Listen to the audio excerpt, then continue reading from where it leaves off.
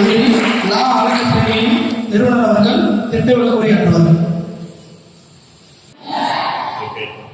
So let me welcome our chief guest, Honorable Ganapathy Rajkumar sir. Thanks for your time, sir, and thank you, sir, for being here and welcoming our Honorable Commissioner Sivaguru sir. And we also have other honorary chief guests, Mr. Hari Krishnan, CEO of Plateau Academy. And we have Dr. Kumar Swami, Chairman Satya Medical Center, Coimbatore. We have Dr. R. Parthiva, Lifescare Medical Center, Coimbatore. We have Dr. Raghu Dhanappa, Professor of RBS Dental College.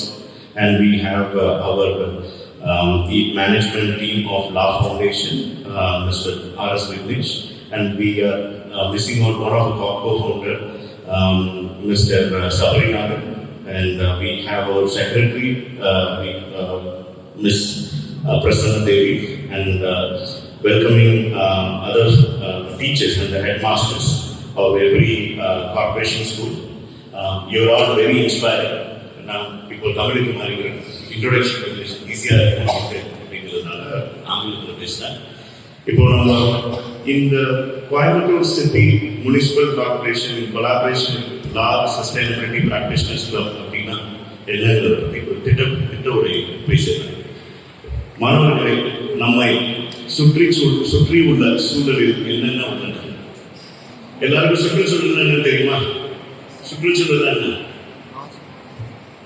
சுற்றுச்சூழல் தான் நம்ம சுற்றி இருக்க என்வாயர்மெண்ட்ல என்னென்ன தாவரங்கள் விலங்குகள் இருக்குங்கிறது ஓரளவு தெரியுமா?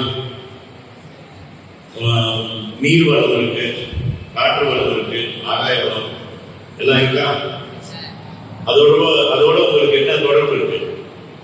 உங்களால நட்பு வட்டாரம்லாம் உங்களால கொண்டாட முடியுதா? உங்களால நண்பர்களாக இருக்க முடியுமா? ஏன் முடியாது? நண்பர்களாக இருக்க முடியாது. பிகாஸ் நம்மள மாதிரி அவங்க பேச போறாரு.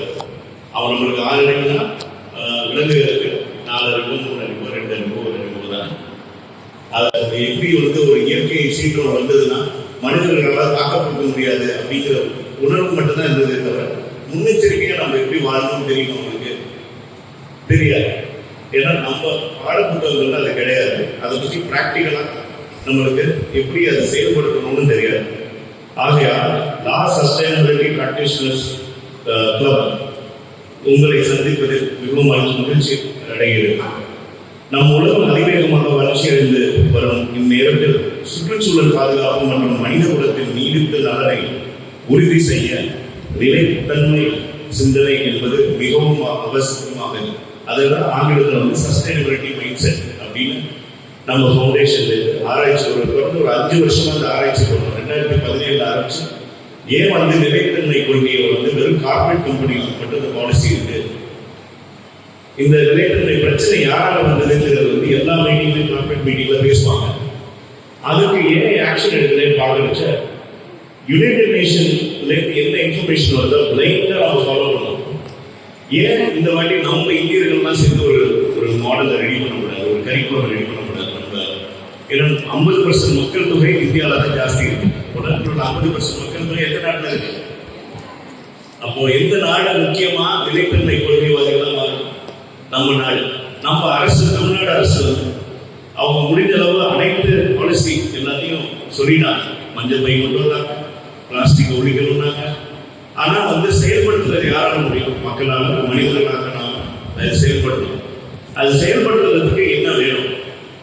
யாரும் அதை பிராக்டிஸ் பண்றது கிடையாது. ஏன் பிராக்டிஸ் பண்றது கிடையாது? ஏன் பிராக்டிஸ் பண்ண மாட்டேங்கிறீங்க? அது என்னன்னு பார்த்தா ஒரு ஸ்போர்ட் இல்லை. ஸ்போர்ட்னா என்னன்னா ஒரு விளையாட்டை சொன்னீங்கன்னா ஒரு ஸ்போர்ட்ல டெய்லி காலையில ஜாகிங் போய் அந்த விளையாட்டை கற்றுக்கிட்ட ஃபுட்பாலாக இருக்கட்டும், கிரிக்கெட்டாக இருக்கட்டும், அதுக்கு ப்ராக்டிஸ் பண்ணுவீங்களா?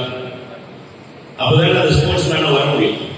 அப்போ நிலைத்தன்மை கொள்கைகளை உள்வாங்கிறது, அரசு சொல்ற நிலைத்தன்மை கொள்கைகளை உள்வாங்கிறது, நம்ம அதை ப்ராக்டிஸ் பண்ணாமல் இருந்தோம்னா என்ன மாதிரி ப்ராக்டிஸ் உங்களுக்கு பண்ணுது? நிலைத்தன்மைனா சுற்றுச்சூழல் நிலைத்தன்மை. சுற்றுச்சூழல் நிலையான தன்மையை அடையணும்னா நம்ம பிராக்டிஸ் பண்ணணும். மனிதர்களாக நம்ம பிராக்டிஸ் பண்ணணும். என்ன மாதிரி பிராக்டிஸ் பண்றதுன்னு பார்க்கச்ச நம்ம வந்து ஒரு பழமொழிலாம் போகுது, empty mind is a devil's advocate சொல்லுவாங்க. நம்ம சும்மா இருக்கிற நேரத்தில் நீங்க எல்லாம் என்ன செய்வீங்க? விளையாடுவீங்க. விளையாட்டு தவிர வேற என்ன பண்ணுவீங்கன்னா வளர வளர என்ன பண்ணா நம்ம பொழுதுபோக்கு என்னங்கிறதே தெரியாம இருக்கிறதுனால சும்மா போய் கடையில் நிற்போம், சும்மா போய் அங்கே நிற்போம், இங்கே நிற்போம்னு நம்ம பொழுதுபோக்கே வந்து என்னென்ன தெரியாம கண்டுகிட்ட பழக்க வழக்கங்கள்ல போய் சிக்கல்ல மாட்டோம். அந்த கண்டுகிட்ட சிக்கல்களை மாற்றுறதுனால ஒரு குட் சிட்டிசன் பேட் சிட்டிசனா மாறும். இப்போ நம்ம பிராக்டிஷனர்ஸ் கிளப்ல என்ன மாதிரி கரிக்குலம் உருவாக்கியோம்னா ஒரு குட் சிட்டிசன் சின்ன வயசுலேருந்தே ப்ரிப்பேர் ஆகிறதுக்கு ஒரு ப்ராக்டிஸ் கரிக்குலம் உருவாக்கணும்னா நிலைத்தன்மை கொள்கைகள், அந்த கொள்கைகள் நம்ம வெப்சைட்ல இருக்கு, நம்ம கோச்சஸ் உங்களுக்கு சொல்லி தருவாங்க. அந்த கரிக்குலம் வந்து டீட்டெயில்டாக கிட்டத்தட்ட ஒரு 10 அங்குலம் பிரிச்சாச்சு. அந்த 10 அங்குலம் பார்த்தீங்கன்னா மறுசுழற்சி மற்றும் மீண்டும் பயன்படுத்துதல், recycling and reuse concept plus activities, club activities வச்சுருப்பாங்க. கிளப் ஆக்டிவிட்டிஸ்னா அப்படின்னா ரோட்டரி கிளப்லாம் பார்த்துருக்கீங்களா? Lines club, rotary club, red cross எல்லாம் கேள்விப்பட்டிருக்கீங்களா? அதெல்லாம் ஒரு ப்ரொஃபஷனல் பிஸ்னஸ் பீப்புளோ எடுத்து சக்ஸஸ்ஃபுல்லாக ஆகிடும்னு சொல்லிட்டு அவங்க கொண்டு பண்ணுவாங்க. நீங்கள்லாம் சக்ஸஸ்ஃபுல் இப்போலேருந்தே விதை விதைச்சா நீங்கள் சக்ஸஸ்ஃபுல் ஆகிடுவீங்கல்ல. இப்போலேருந்தே உங்கள் மனதில் சோஷியல் சர்வீஸ் ஒரு நல்ல விஷயம், உங்களுக்கு ஒரு பொழுதுபோக்கான ஒரு விஷயமா நிலைத்தன்மை கொள்கைகள் அடிப்படையில் கவர்மெண்ட் பாலிசிஸ் உள்ள வச்சு அதை ஒரு ஆக்டிவிட்டியா, அதாவது மறுசுழற்சி மற்றும் மீண்டும் பயன்படுத்துதல் கான்செப்ட், நீர்ப்பாசன முறைகள் மேம்படுத்துதல், மரக்கன்று நடுதல். நம்ம கேம்பஸ்லேயே காலேஜ் இருக்கட்டும், ஸ்கூல் கேம்பஸாக இருக்கட்டும், நீங்களே இங்கே ஒரு காலம் உருவாக்கலாமா? வீடு மட்டும்தான் உங்களுக்கு, உங்களோட உடைமை மட்டும் உங்களோடது மட்டும் கிடையாது. இங்கே இருக்க புது சொத்தாக இருக்கட்டும், இந்த உலகத்தில் இருக்க தாவரங்கள், மரங்கள், உயிரினங்கள் அனைத்துமே உங்களோட சொத்து தான். கற்றுக்கிறீங்களா? அந்த மாதிரி ஒரு உணர்வை ஏற்படுத்துறதுக்கு ஆழ்மனதில் பதியணும்.